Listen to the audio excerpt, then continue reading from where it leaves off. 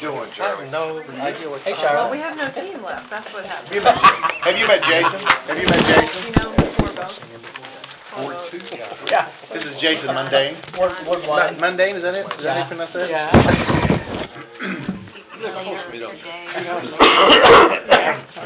Oh my gosh, you're late. John All right. No. Yes. Call the meeting to order. For those who care to, please rise for an opening prayer. Salute to our flag. Mr. Mendez, would you lead us in a word of prayer, sir? Dear Heavenly Father, we thank you for the opportunity to gather tonight, and we just ask that you watch over this meeting and let everything go as you'd planned, Lord. It's in your Son's precious name we pray. Amen. I Pledge allegiance to the flag of the United States of America and to the republic for which it stands, one nation, under God, indivisible, with liberty and justice for all.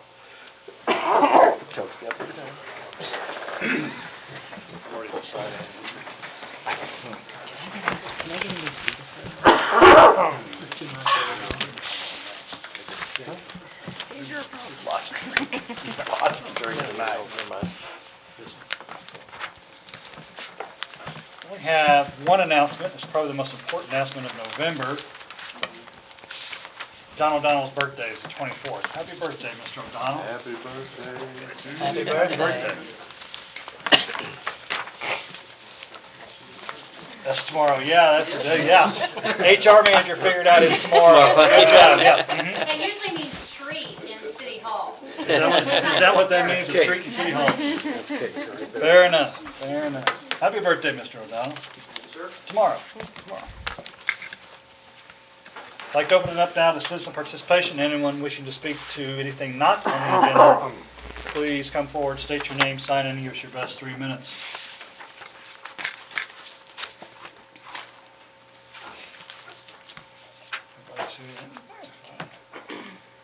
Citizen participation closed. I'd like to have a motion on the consent agenda. Motion. Second. A motion and a second. All in favor say aye. Aye. Opposed, no. Any abstentions? Motion carries. On the financial reports. Welcome, Mr. O'Donnell. Please give us an overview, sir. Thank you, Mayor. Good evening, everyone. We're going to keep this very brief. I trust everyone got the sales tax collection report for the month of October. As you can see, we collected $145,611 in general sales tax, $18,169 fire sales tax, and motor fuel tax was $31,230. These are down a little bit, but October has generally been sort of a down month. We're looking forward to November and December when the holiday season kicks in and sales are robust. We are still at roughly 8.25% ahead of last year for general sales tax, and I feel confident, number one, we will again hit $2 million 2 years in a row, perhaps as early as next month, and I think eventually get back to that 10% increase that we've been riding along with most of the year. Right now, as you can see, we are ahead on all fronts, ahead of last year. So with that, I'll entertain any questions. Questions, comments, discussion from Mr. O'Donnell?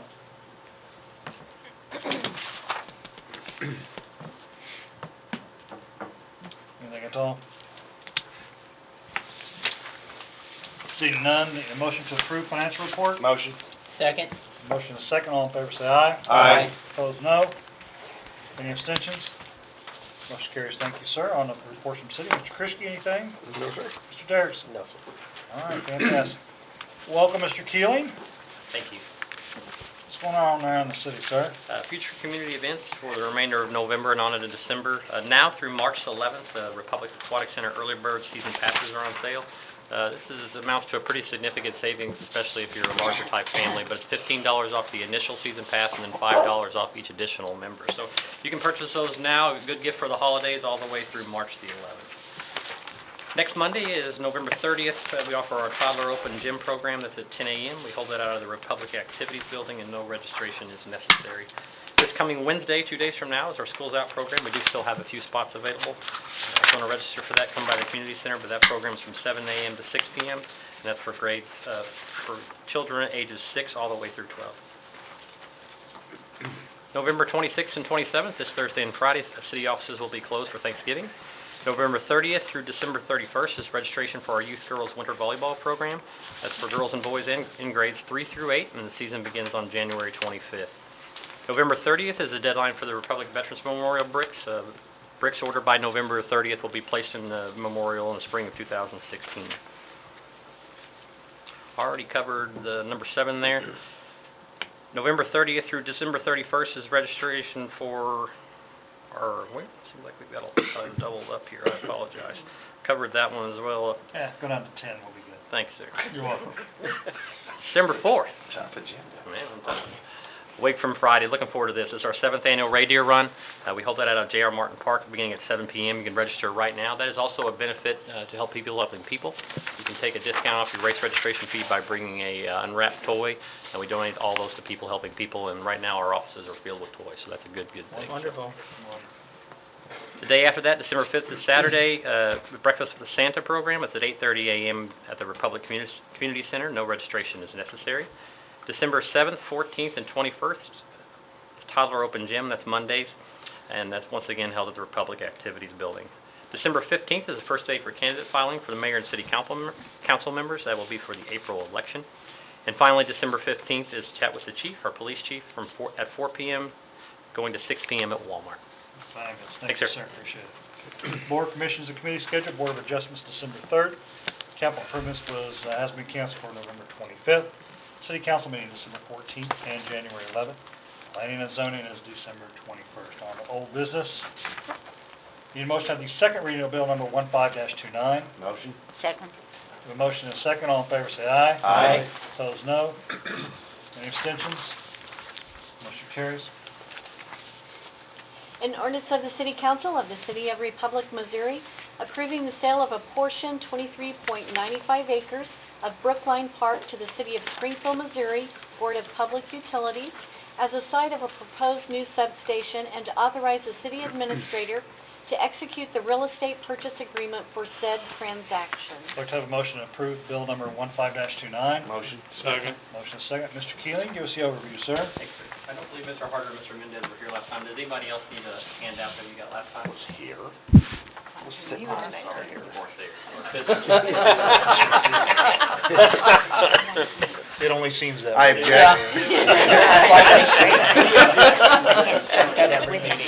That hurt. I will say this. That hurt. I would like to thank Mr. Hart for filling in for me while I was gone, even though you guys Even didn't though see him. He was here. Oh, that is So, awesome. thank you, Mr. Hart, for filling in again. I associate you with that chair, just so you'll know. So. Thank you.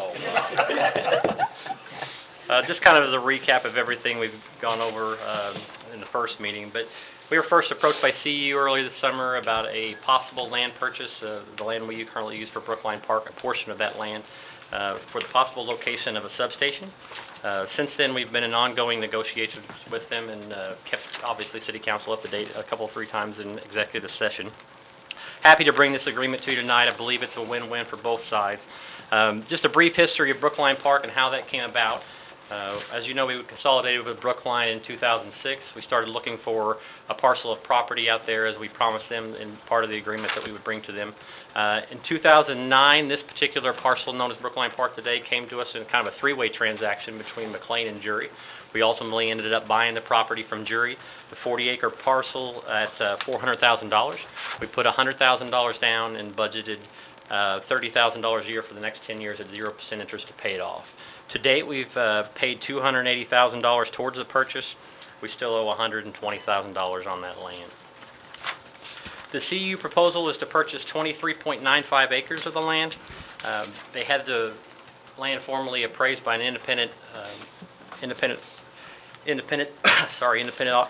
do you call those people? Man, I want to say auditor. I'm ready to start bumping if we get them off that groove. I want to say auditor for some reason. Definitely not an auditor.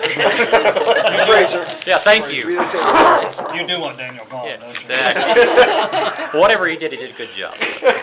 No, the appraiser appraised the land at $7,850 per acre. That brings the total purchase price to $188,000. Now, as part of the agreement as well, and there's actually 4 or 5 additional parts of the agreement. The first one is the fence. We first approached them that the property needed a fence. When we first talked to them, we were only talking about the length of the property running along Farm Road 97. They asked us to pick our type of fence that we would like. Through the assistance with Wayne Hawkins, we went out and looked at a lot of fences, but ultimately decided on the fence that's up in front of Far Better Plumbing and also Carnahan White right now. It's a jumbo post and rail type fence. There's a lot of fence out there, and we went back to CU. They said absolutely no problem. And they took it one step further and said they would be willing to fence the park along the portion of the park property that fronts Sawyer Road. That's plus or minus 2,875 feet of fence. That's a lot of fence. Estimated cost just from Carnahan White, because that's who we touch base with on the fence, is somewhere around $18 to $21 per linear foot. So as you can tell, that's a pretty good expense there to fence that entire portion of property there on 97 and Sawyer Road. Once again, that was CU's proposal to do that along Sawyer Road. The only thing we did from that, we took our appraisal on the easement. We took that down from $8,000 to $5,000, which I'll talk about in a little while. Also included as part of the agreement is site work and land balancing. As you guys might remember, when we purchased the land from Jury in a 3-way deal with McLean, they ultimately ended up bringing a lot of their fill dirt and materials over at our request to do the land balancing that is still sitting out there today. It's a tremendous expense to get that work done. The proposed CU substation is located directly on that where that all that fill and material is. As part of the project, they'll come in and land balance that and grade that all out. They'll have that done by June 30th of 2016. The driveway cut and dedicated driveway, that's off of Farm Road 97. We have one there now. It's by no means formalized. They will formalize that in addition to putting a driveway all the way through the south side of the property. And finally is a provision for future light poles. We don't know 100% sure if we're going to use this or not, but they will install at whatever time we deem fit 8 electrical light poles, and that could be for future field lighting for athletic fields, athletic practice fields, something like that. One more important thing to note on the purchase is out of the 23.95 acres, they will only actually be using about 8 to 10 acres of that land. In turn, we will have lease agreements before you on the December the 14th. We can lease back the use of that land for no cost, or maybe $1 over 99 years, and do with pretty much whatever we want to do with on that land. Continued special events, trail development, and so forth. That's one thing that really kind of sold me personally on that. Although they are buying 23.95 of 40, technically speaking, they're only going to be on 8 to 10, and will retain use of the remaining 30 to 32. So that said, I'll entertain any other questions, and also Kyle McClure is here from CU to answer any questions as well. Fair enough. Questions, comments discussed for Mr. Keeling or Mr. McClure?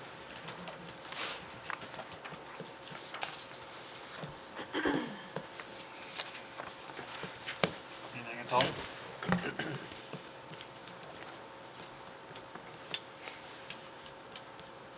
Seeing none, roll call vote. Councilmember Harrelson? Aye. Councilmember Poole? Aye. Councilmember Mendez? Aye. Councilmember Harder? Aye. Councilmember Brashears? Aye. Councilmember Jones? Aye.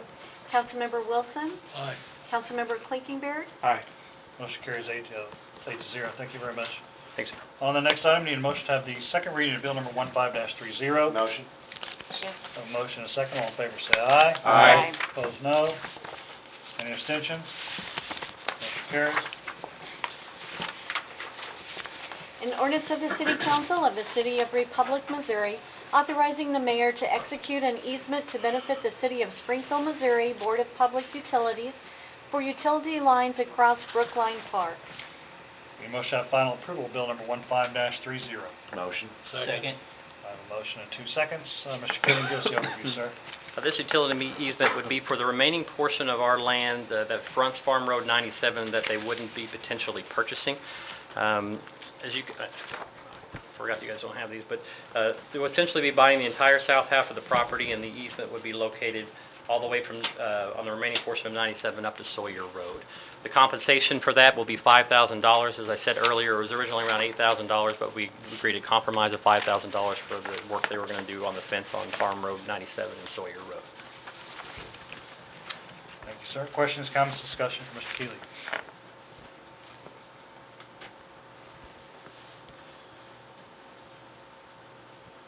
Anything at all?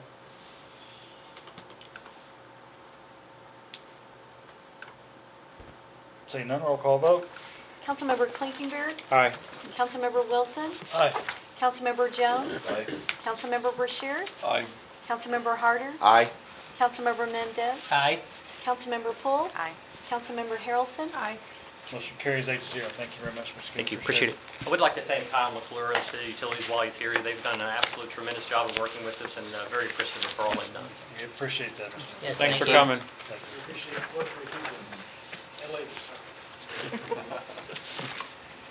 On the next item, we need a motion to have the second reading of bill number 15-31. Motion? Second. Motion is second. All in favor say aye. Aye. Opposed, no. Any abstentions? Motion carries. An ordinance of the City Council of the City of Republic, Missouri, authorizing the execution of an intergovernmental cooperative agreement with Greene County for road striping services. The motion to have final approval, bill number 15-31. Motion. Second. Motion is second. Welcome, Mr. Brock. Give us the overview, sir. Thank you, Mayor. It's an agreement that covers the terms and conditions, allow the Greene County Highway Department to do some striping here in town.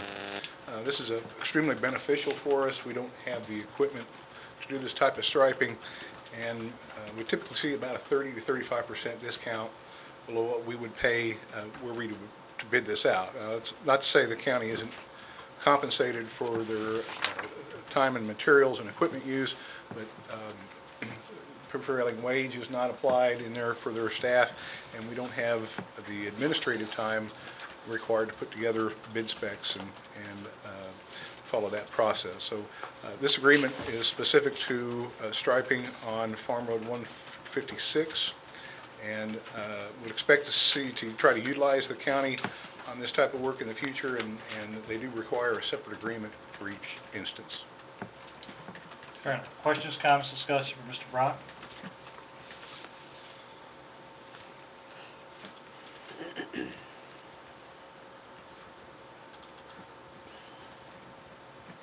Anything at all?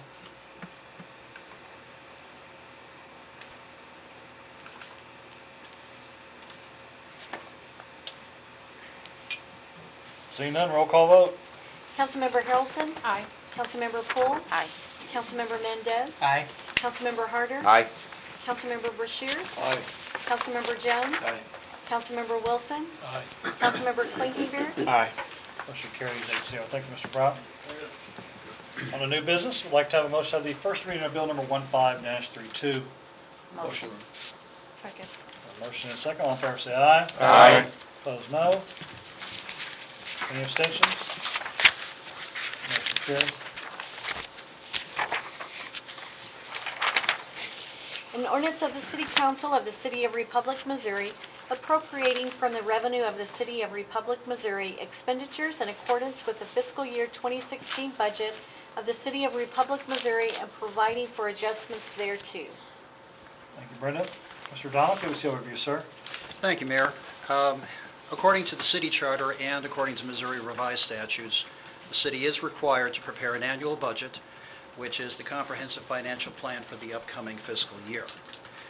For council's consideration, we present the 2016 budget, which includes in the aggregate expenditures of almost $18.9 million, a 15.5 increase from the 2015 budget, primarily due to increases in various personnel expenditures and a major utility fund project, that will cost approximately $1.2 million.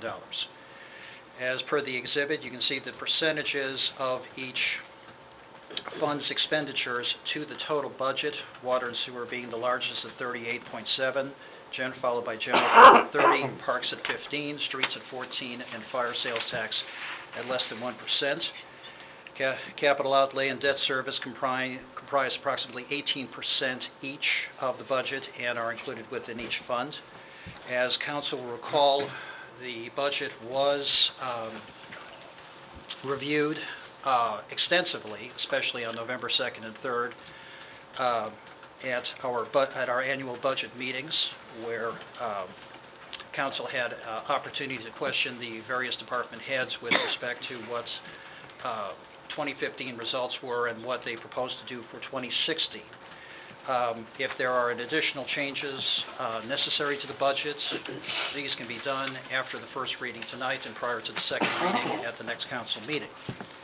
Also, once again, the budget presented is deemed a balanced budget in that proposed expenditures do not exceed estimated revenues plus any unencumbered beginning balance in compliance with the governing state statute.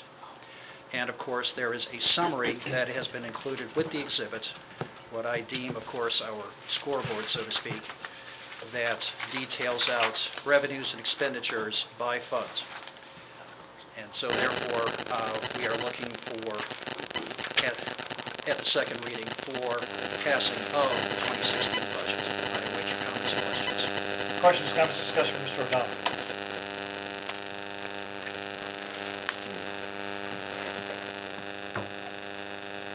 One other comment to make. Each year, we always give a, John calls it the scoreboard, which is the kind of the overview of the budget. But from our budget meetings, we have some of those unfunded projects or expenditures from 2016 that did not make it into the budget. So we will provide that list along with a ranking of any positions that were also unfunded for 2016. So that way, we have that available. If funds become available in 2016, we'll be able to go back and refer to that list and bring something back to City Council. But that'll be at the next meeting. We'll have that for review as well. Thank you. Questions, comments, discussion?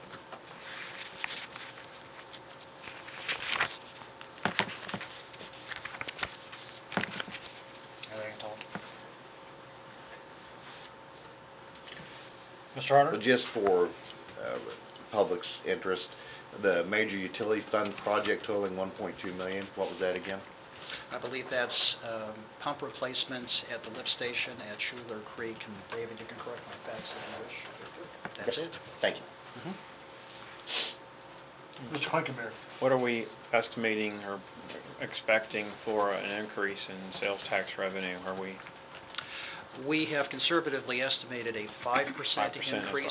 Granted, we have been very fortunate both this year and last year at being somewhere in the neighborhood of 10%. However, we still conservatively estimate what's coming in and overestimate what's going out. Thank you. Additional questions, comments, discussion?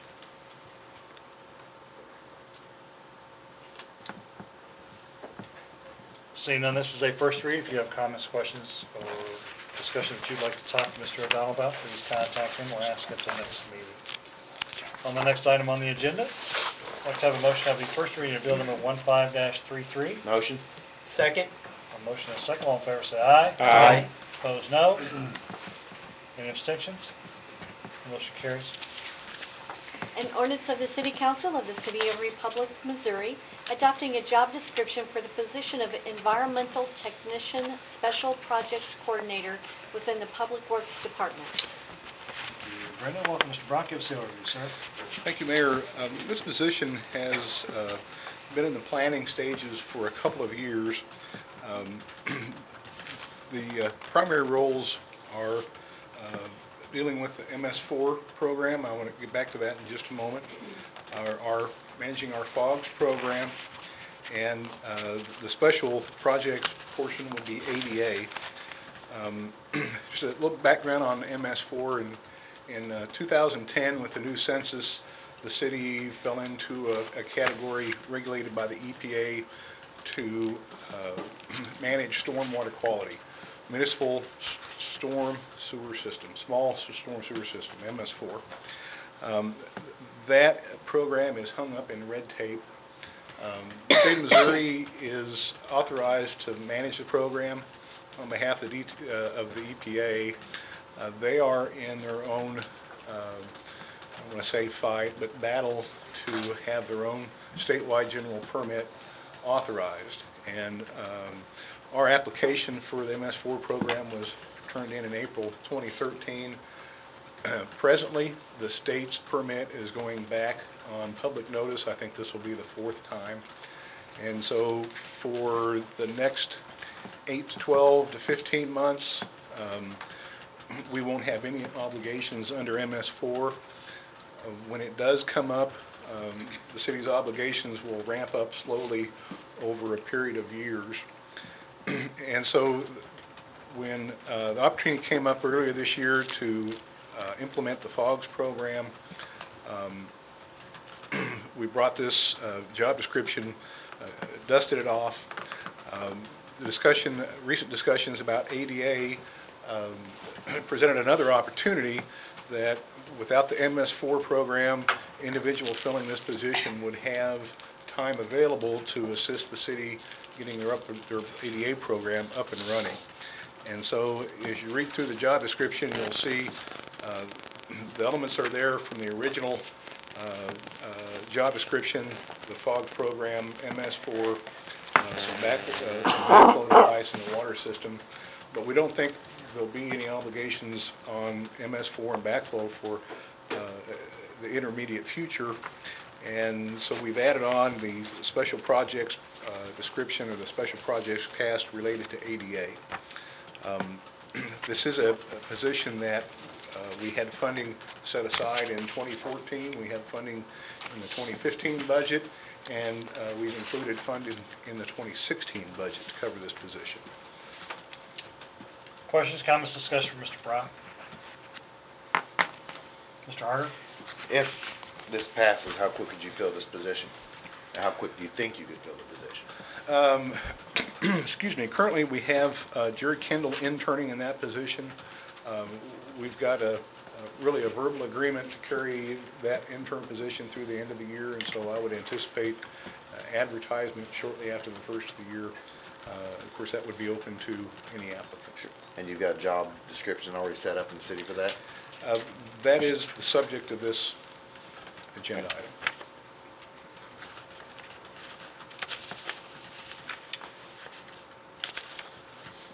Additional questions, comments, discussion?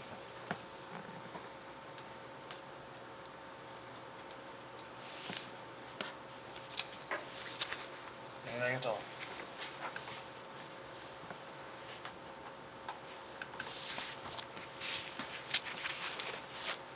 Seeing none, this is a first read. If you have questions, comments, discussion between now and then, please contact Mr. Brock and/or ask at the next meeting.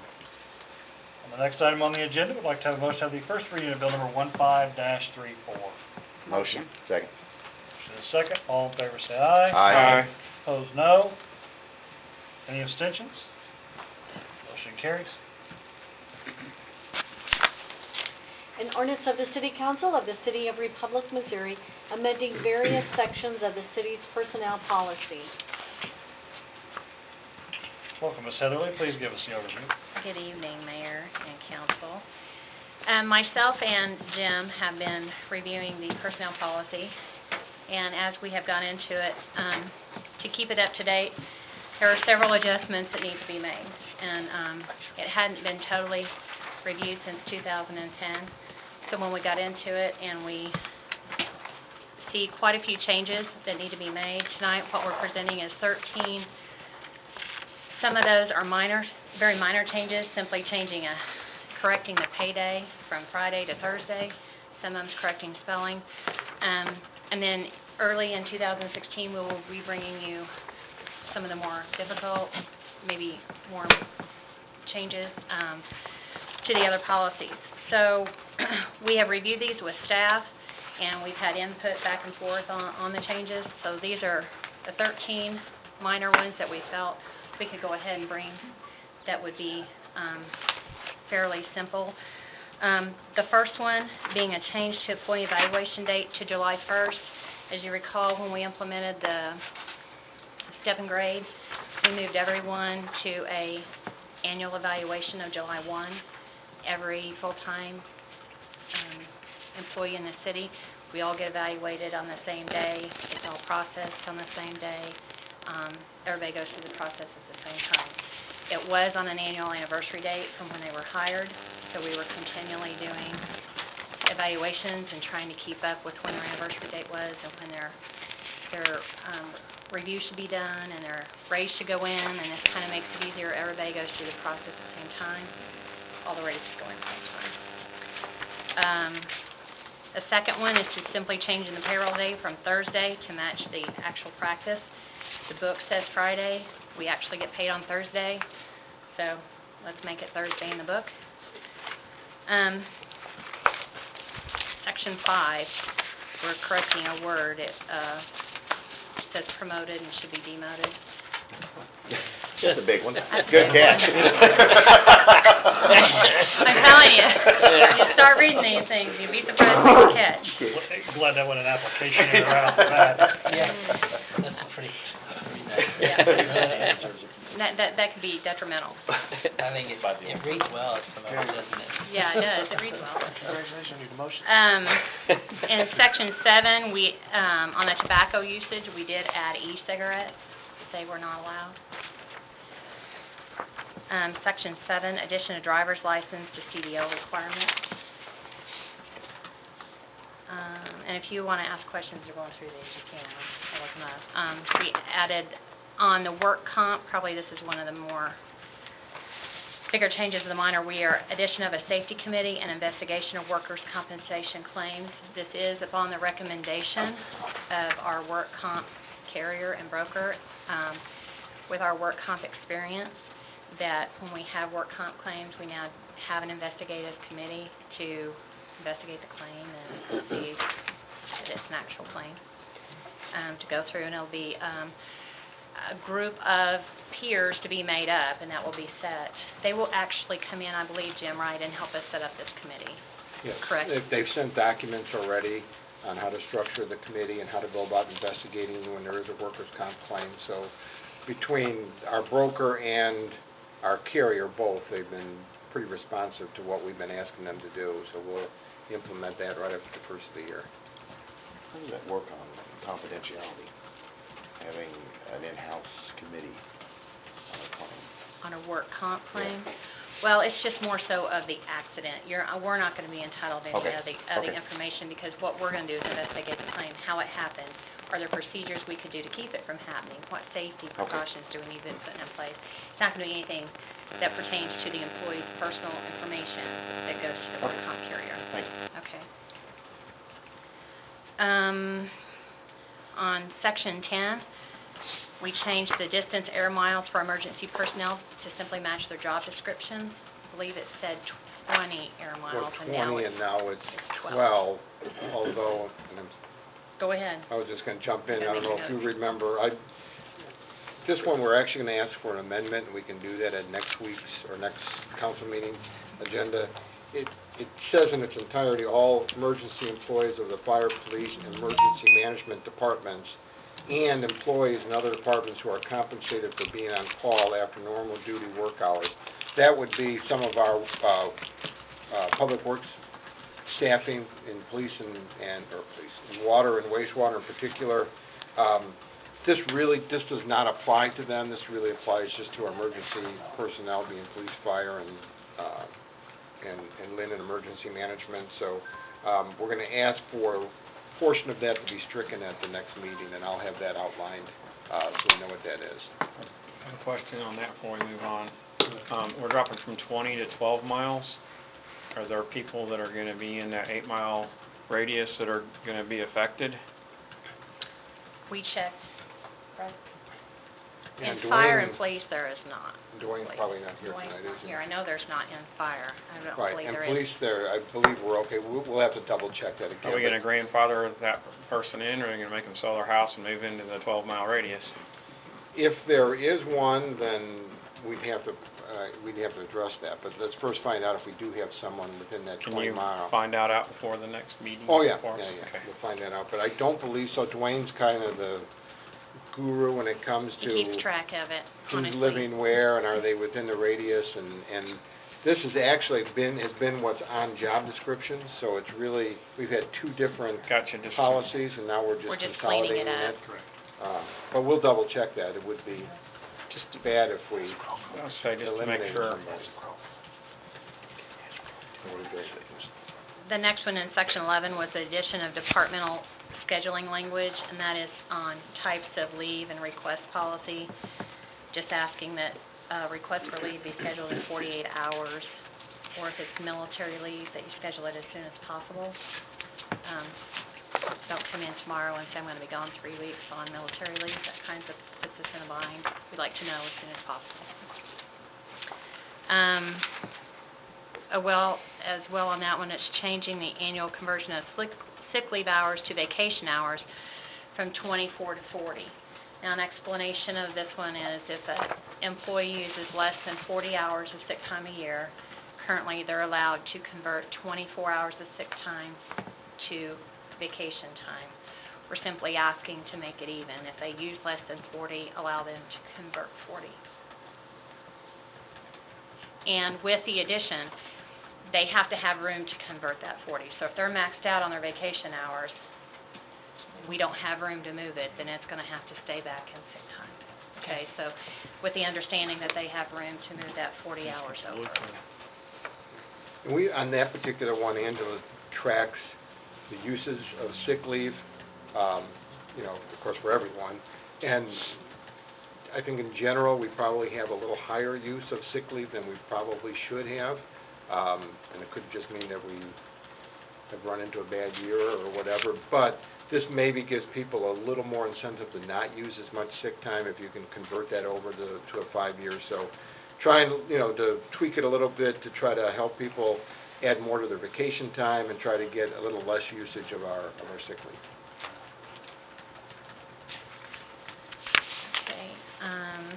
The next one in Section 11 as well is personal time off. To adjust the distribution of 24 hours of personal time off to higher data perimeters. To further go into this one, at January 1, all full-time employees are awarded 24 hours of personal time. If you're hired in June, you get 24 hours of personal time. If you're hired in October, you get 24 hours of personal time. If you're hired in December, you get 24 hours of personal time. So, anytime, as the policy reads right now, when you're hired, you get 24 hours of personal time, and if you don't use it, you lose it. That's kind of hard if you're hired in the middle of December. You're given 24 hours, and you're going to already get a day and a half of holiday pay, and then you're given 3 days, and you're the new person. You know, we wanted to even it out, make it more fair to employees, so we kind of broke it down, and what we did is divide it by quarters. And if you're here higher date, of course, anybody that's here through the year is always going to get 24 hours January 1, but if you're hired January through March, you get 24 hours. And then April through June, you would get 18 hours. July through September, you would get 12 hours. And October through December, you would get 6 hours. So we're just dividing it out. So if you're hired in the last portion of the year, you're not being awarded 3 days off and saying you need to use it or you're going to lose it. Does that make sense? Any questions on that? Yeah.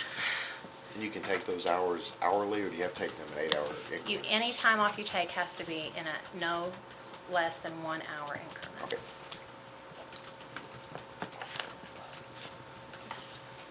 Any reason why we didn't go 4-hour increments? I'm sorry? Any reason we didn't go 4-hour increments? Any reason we didn't? Yeah. It's every 3 months or every... No, he asked the question with the minimum. On utilization? Yes. The policy just currently states an hour, so that's the basis of my answer. That is one of those policies that's being looked at on, Okay. should the minimum time that you're going to use need to be raised? In my opinion, you know, probably, but that's another policy to be looked at. The industry standard is probably right around 4 hours. It is minimum. currently. So, You could do 1 hour for 24 days yeah, exactly. in So- a year, that's a lot. Exactly. So that's my point, is that we might want to revisit that particular section and ensure that we're pretty close to this. People will use it to leave an hour early for 24 days. School system. What you say, Mr. Blankenberry? I'm saying people could leave it early 24 days in a year, leave an hour early or something like that. So, Just a thought as we move forward. I know we're not discussing that piece of it. I know it's on here as that, but Can I ask a question while we're on that? Is it Charlie, in the school system, is it 4 hours regardless of what kind of leave, sick leave or sick leave, vacation, or personal? If you're going more than, yeah, it's 4 hours, just have a sub for a half day. yeah, So you can't have a sub for less than a half day. it can be either morning or afternoon too. Yes. ours is the same. 4 hours. That's- Well, I will tell you during the, when we sent the salary survey out, when I sent the salary survey out to all the cities, I did a benefit survey. So I did ask about vacation and sick and personal time and all of that portion. So we are taking that into account as we move forward with some of these other policies on whatever cities do, but we will definitely look at that. Who Go ahead. manages or tracks that? Is that an individual supervisor, or is that strictly an HR function? The department heads sign off on all the time sheets for time off. I see it every payroll, and I run a report every month. Some department heads request that report every month to see how the utilization is. Some don't. I I would think do. you have to have that in order to know whether you can approve or disapprove. It is, their available time prints every payroll on their pay stub.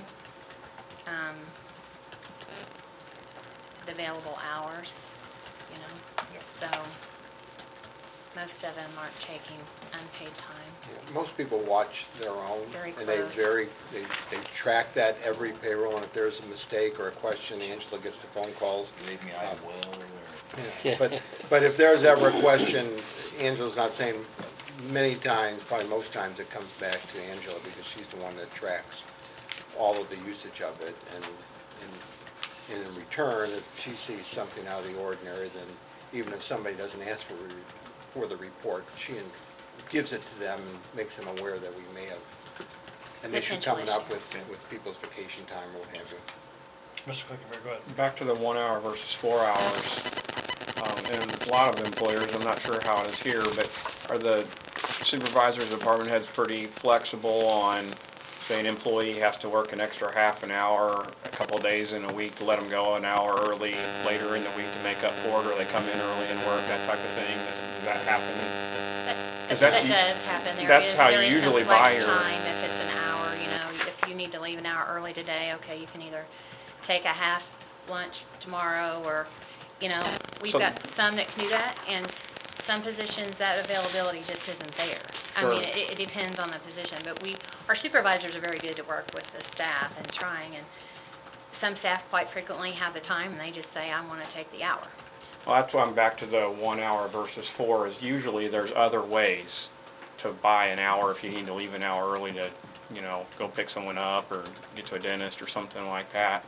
That's, you know, when you're looking at it, factor that in is why a lot of employers will go to 4 hours, is usually the 1 hour one you can just buy it by working a little extra. Anything else?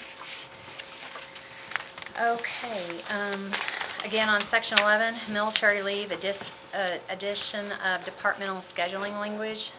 I believe that's just where we are asking for the city to properly plan for future staffing needs necessary for military leave requests to be submitted as soon as possible, preferably when the orders are received, to let us know, even if that's 6 months out, so that scheduling can be covered, and over time, maybe not as much incurred.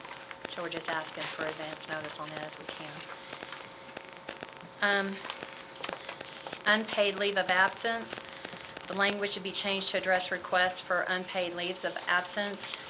Up to 5 days a month of unpaid, a department head may approve. If they go over 5 days a month, it needs to have the Human Resources and City Administrator approval, and at that time, they will be responsible for a portion of their benefits. Okay? And then the last one, fringe benefit management, tuition reimbursement, exclusion, spelling change to causal from casual. It's the little things for both words, you know, spell check just doesn't check something. So those are the 13 recommendations that we're bringing for you tonight to ask that, for approval. And again, we'll be bringing more forward early 2016. Questions, comments, discussion? This is really dumb, but on 2.8, if you look in the very first page after the ordinance, you'll see two tiny little highlights in section 2.8. probation, initial probationary period, we added 2 commas. That's what I'm saying. I mean, that was meant to be in here, and I do believe it's referenced in the ordinance as what's attached, but the exhibit, which I have to take responsibility for, I forgot to put 2.8, the commas changed there, so I just want to make sure that everyone knows we got 2 commas that are changed. Dollar Perhaps each. we need to those words.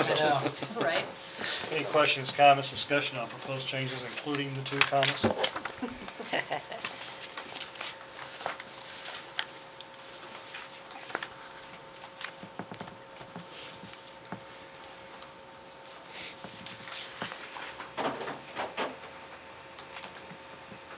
This is a first read. If you have questions, comments, discussion between now and the next meeting, please contact Ms. Heather Lee or Mr. Crucial.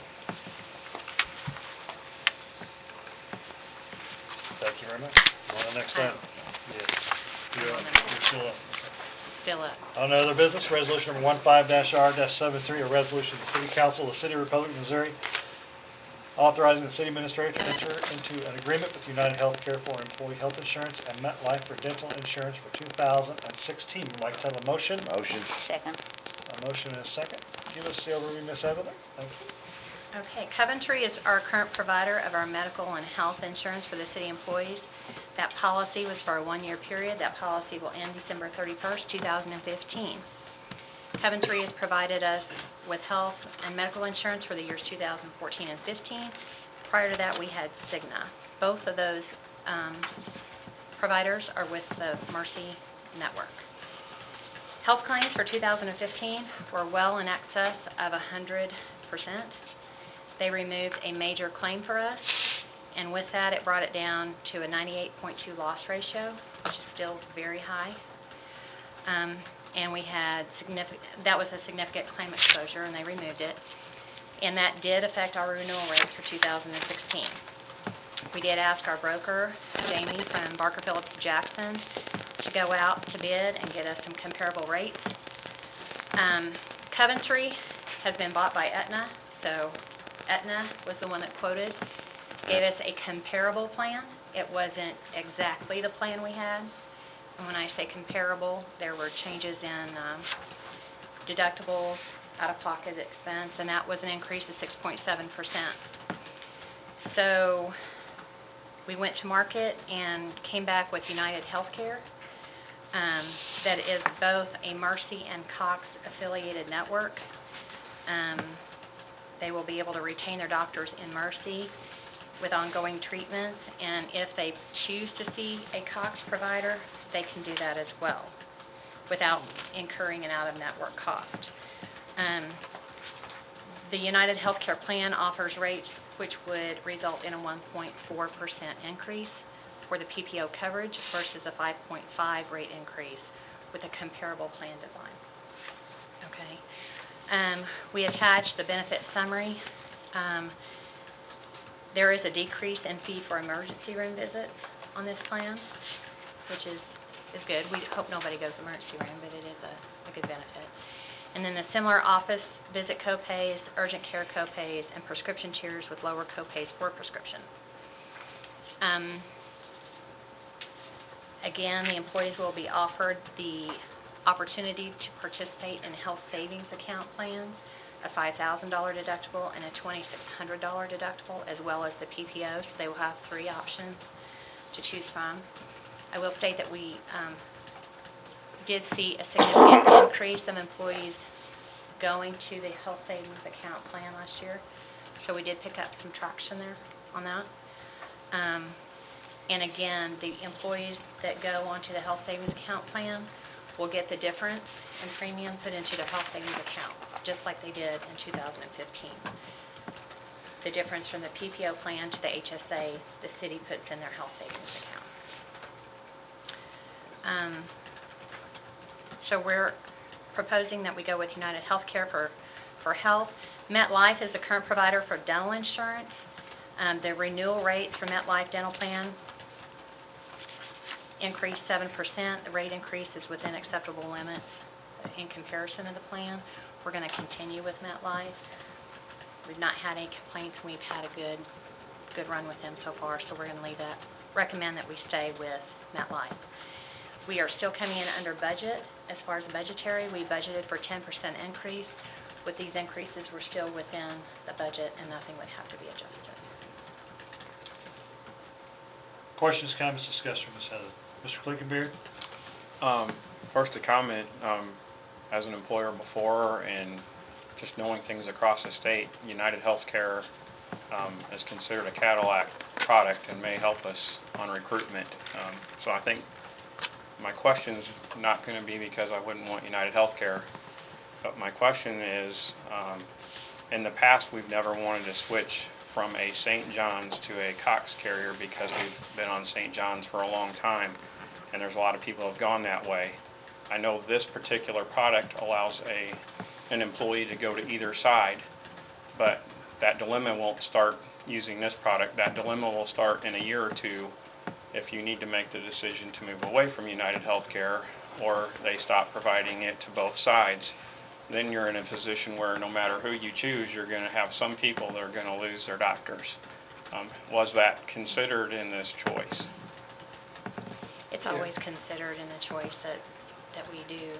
Yeah, we looked at it Under from that budget. standpoint, and pardon me, Andrew, and then we looked at it from the flip side, that it works both ways. You get those staff members that think Mercy is the greatest hospital on earth, and they would never go to the Cox Hospital, and then the reverse is true, where you get just as many say the other way. Cox historically seems to have had a lower premium than what Mercy has had. By offering this, we'll be able to see what interest there may be. We may find a lot of people move to the Cox network versus St. John's or Mercy's network, where we may be able to switch entirely over to a Cox network the next year. But what you just mentioned is definitely true. We do make ourselves a little more vulnerable on the employee standpoint if we You can't win the sustain next this time. and we have to go back to all Mercy, yes. Or you go to all Cox. Either way, Right. next time around, you're going to be no win with somebody. However, I do think that the benefit in the middle is great, because, I mean, I don't know, Mr. Mendez or others may be able to comment on United Healthcare, but everything that I've seen is a very positive thing with that name as a benefit to an employee. When you're saying, when they come in and you tell them I'm offering United Healthcare, they're going to go, yay. So that's a positive for me, and I like the fact that they have a choice to go to either side. The back draws knowing that may come back on us down the road. And maybe Jamie could answer this question better than anyone, but this particular region is different from what I understand in that, you have that separation where, other parts of the country, you don't always have that separation. You can pretty much go wherever you want to. I don't know if that's trending now, that you think in a few years it'll all be that way? Every carrier will offer one or the other hospital, or is it always going to stay separated? Well, I can tell you just what we've seen here locally is we've always had one side or the other. Jokingly, the Hatfields and McCoys, we just kind of joke about either Mercy or your Cox. Sure. We saw a huge change in that when the Joplin tornado happened, to be quite honest, because when that Mercy Hospital was no longer there, you saw Freeman opening its doors. Freeman and Mercy and Joplin feed into Cox and Mercy in Springfield. So that really started opening up some of the doors, some of the network negotiations. What you saw then is as the Mercy Hospital was being built in Joplin, you saw the hospitals in Joplin being with both systems. So you had United Healthcare, you had Coventry, you had Aetna, had both hospitals in network. The employees like to have that choice because that's the way it is. At 98% of the hospitals in the United States, they can access any provider. We're very unique here in this area, so it's become much more commonplace. Right now, United Healthcare can offer both options. Aetna is working towards being able to offer both options. It's still relatively expensive, and the discounts aren't as deep as United because of United's name and purchasing power, but you do have those abilities. So I think we're going to see more and more companies going towards being able to offer both hospital systems, and you're going to see a shift in this area for that. So one of the things we did discuss with Jim and Angela as we're looking at it, because we could have gone to a United Healthcare Cox only. I mean, that was an option that was on the table, and we said, you know, this gives us something where if we can afford, and it's good within the budget to offer both systems.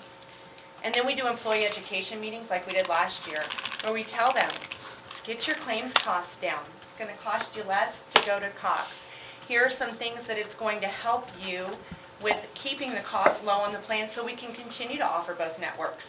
Because if we keep the claims low, we get people enrolled in health savings plans. We get them using the Cox Walmart clinic here in the city of Republic for their emergency care or routine things that they need to get done. Then we can control those costs. So next year we can offer both networks again. So that's our goal. That's what we want to see happen. Excellent. Is there anything within the United Healthcare system that helps with wellness or preventative maintenance? Because 98% is pretty high. I mean, not a lot of people are going to want to give us bids. They're going to look at us and kind of go, oh my goodness, you know. Yeah, and that's really what we ran into, and that's what we do. That's our job, is to kind of look at it and say, where are you guys at? Where's your loss ratio? Now, I will tell you, this year you had a really high loss ratio because of a very few specific instances of high-dollar claimants. It was not an overall disease state within the city. It was several high-dollar claimants that really drove your cost up. But we do have ways to do that, and that's something that I've been working with Angela and Jim, and those are conversations we have with the employees about engaging in wellness. United Healthcare does a fantastic job with engaging people in wellness. Incentive programs, discounts on gym memberships, there's a lot that United Healthcare has to offer in that way that you guys haven't really seen in the past by being with Coventry for the last couple of years. Sure. And I knew a little bit about that, but the United group, they were pretty good. Second question, is there any cost increase to the employee? I was looking at the prices for employee spouse, children, and then family. Those monthly premiums, is there any increase? There is not. Actually, we take those monthly premiums and we subtract out what the city would pay for the employee. Okay. So if you have you and your spouse, that amount, and that's kind of what's shown on the attachment. We back out what we would pay for the employee, so they're only paying for their spouse. Okay. And we take that premium times 12 divided by 26. It's high, the city pays $0 towards any dependent. Right. Seems high all over, but yeah. Well, and the premiums now are high. I mean, honestly, at $1,000 to insure your family. Yeah. It's you break that down, that's just under $500 a paycheck. It's substantial. It really is. And one of the things we did last year in our education meetings was, again, taking that time with the employees and saying, okay, my office, we do individual insurance as well. How old is your spouse? Can we find a different plan that would be better for your spouse? Would your spouse rather go somewhere else where you're not paying that high cost, where the city is trying to provide a fantastic benefit, and you do, for employees, and you provide a benefit for spouses if they want to enroll. So we helped with that. We also helped them with finding child-only policies.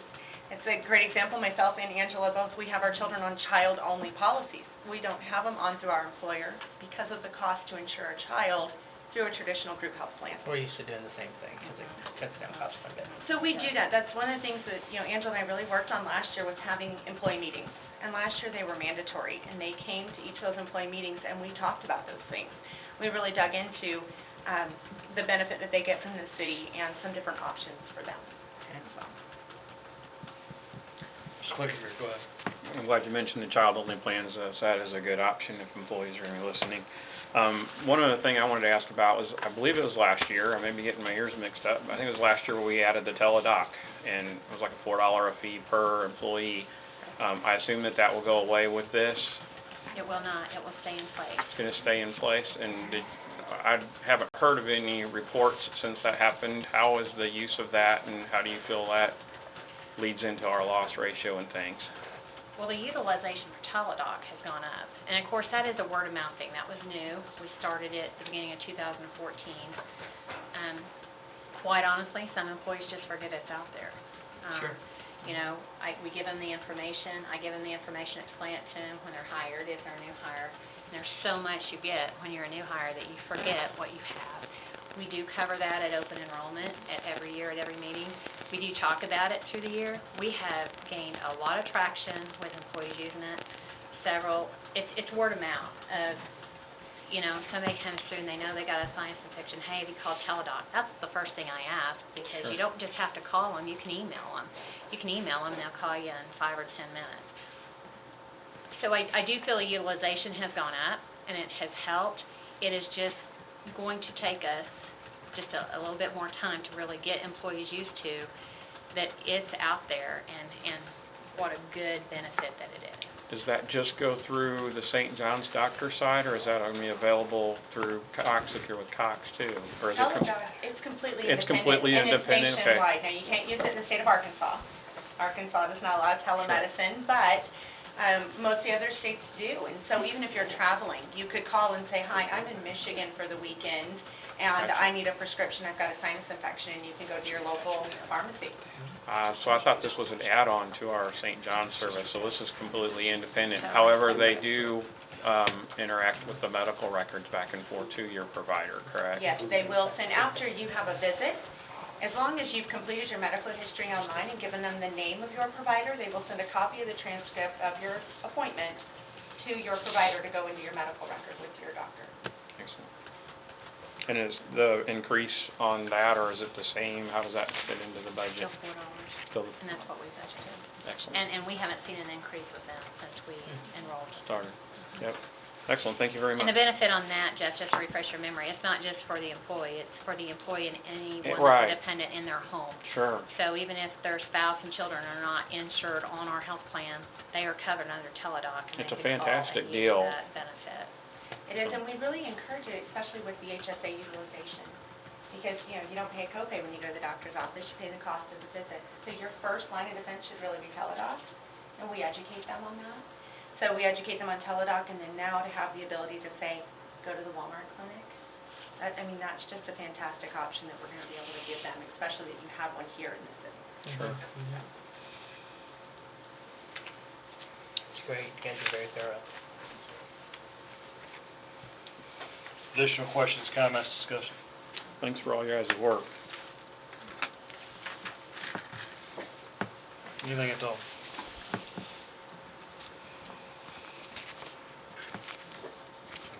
Thank you. All in favor, say aye. Aye. Opposed, no. Any abstentions?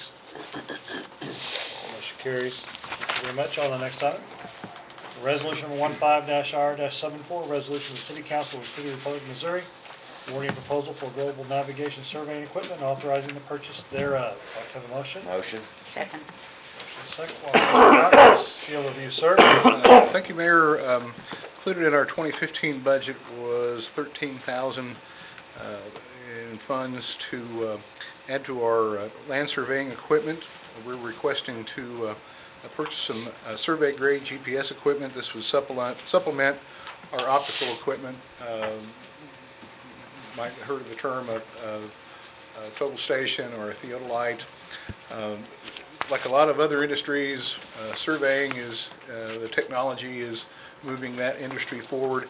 The GPS equipment is now the standard, and we're trying to keep our equipment, our staff, up with these changes in technology. This is beneficial to the city in a number of ways. We do a lot of our own in-house servicing, but we also are able to avoid hiring this out on some of our larger projects. West Elm Street, our survey staff did all the surveying there. North Boston Lane drainage, we did all the surveying and field surveying for that project. So beneficial for the city to keep our equipment and our staff current in the equipment use. We solicited bids, advertising in the paper. We solicited 2 vendors. I only had one vendor respond. And I'll hand out their bid that they provided. This was also sent out in an email earlier today. Appreciate that. The format of this resolution is a fill in the blank. Our bids were due last Wednesday, and I wasn't able to tweak that. Resolution was submitted.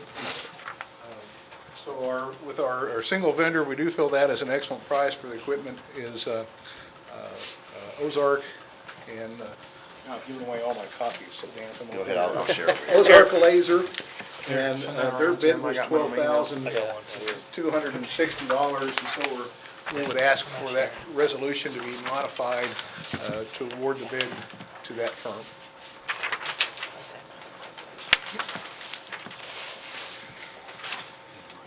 I'll make a motion to accept the firm Ozark Laser. Yes, sir.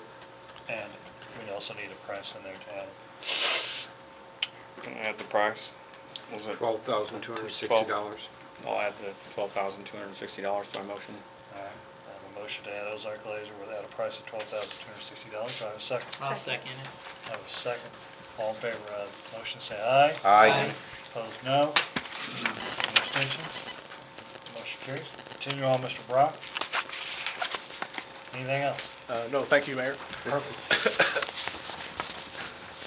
Discussion, comments? You're not done yet. Discussion, comments, questions? Mr. Brock? The only question I have is, will this prevent us from having to hire out any of these services, or are there still going to be situations where we...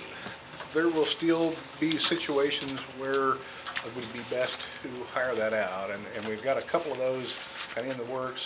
Our trail project is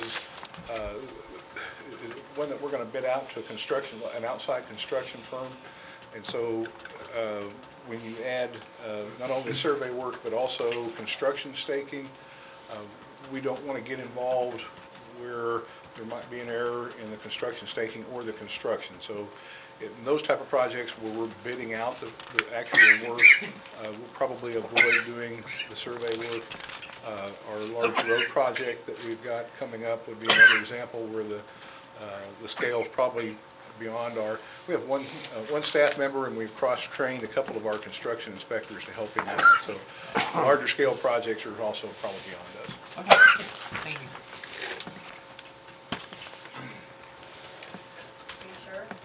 That's what caused me to choke, thank you very much. Did you want some more water? No, I got plenty. It's down the other pipe. No, I got one of those too, so thank you very much. Sorry about that. Thank you for your question. Additional questions, comments, discussion from Mr. Brock?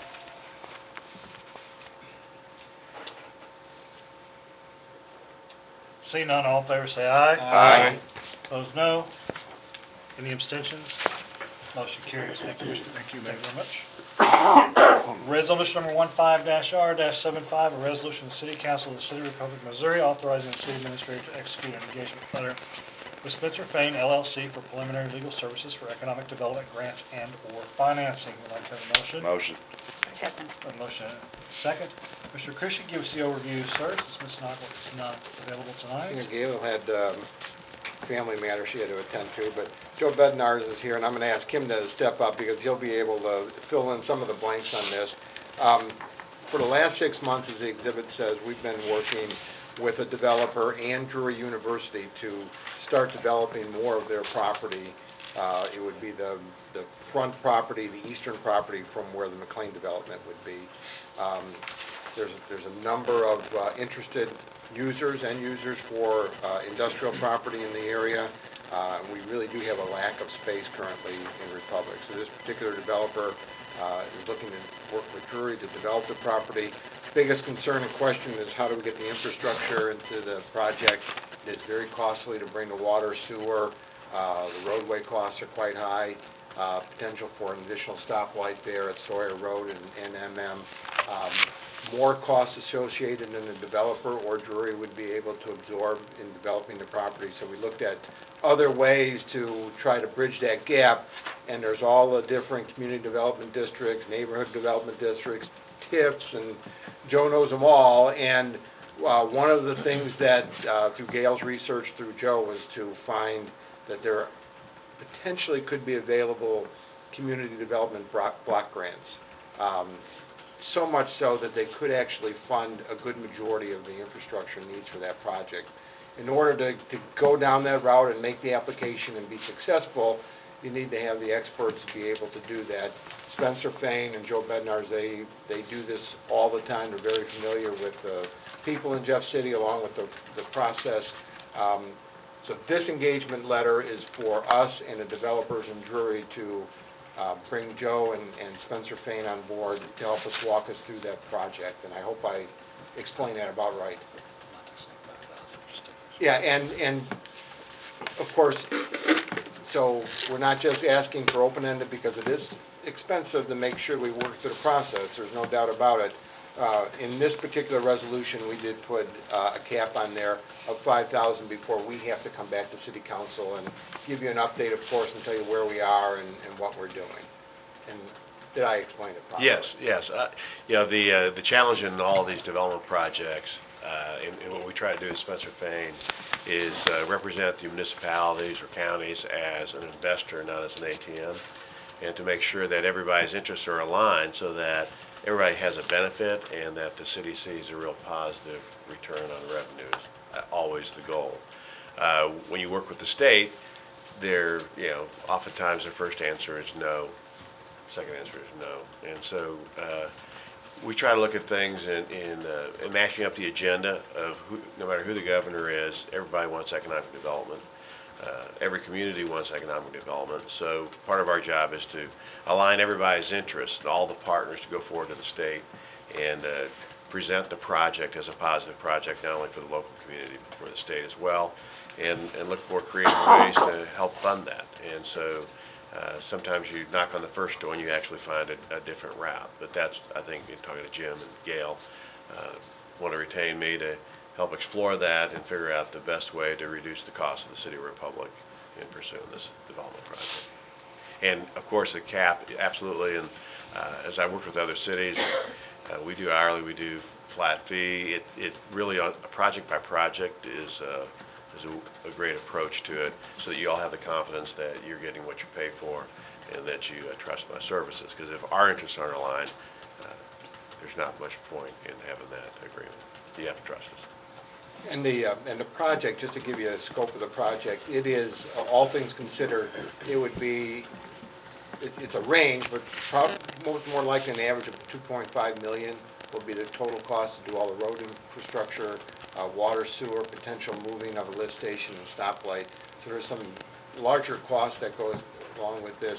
We've had multiple meetings, 3, 4, 5 meetings with the developer and jury present, so we're all there as partners, as Joe mentioned, that we can put our interest, get our interests aligned, put a package together, and be able to have a, hopefully successful run at getting a grant. Questions, comments, discussion from Mr. Bednar and Mr. Krischke?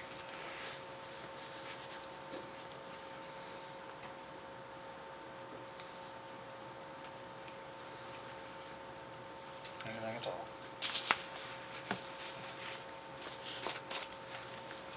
Seeing none, all in favor say aye. Aye. Opposed, no. Thanks, John. Great. Any abstentions? Thank you. Motion carries. Thank you very much. Thank you, sir. Thank you. On the last item on the agenda, I'd like a motion to go into executive session under RSMO 610.021.3. Motion. Second. A motion and a second. This does conclude our regular scheduled business. We will have a 5-minute break after we vote. Roll call vote, please. Councilmember Clinkenbeard, Aye. Councilmember Wilson, Aye. Councilmember Jones, Aye. Councilmember Brashear, Aye. Councilmember Harder, Aye. Councilmember Mendez, Aye. Councilmember Poole, Councilmember Harrelson. Motion carries. Take a 5-minute recess, and we'll come back in executive session. Thank you. This concludes our open business.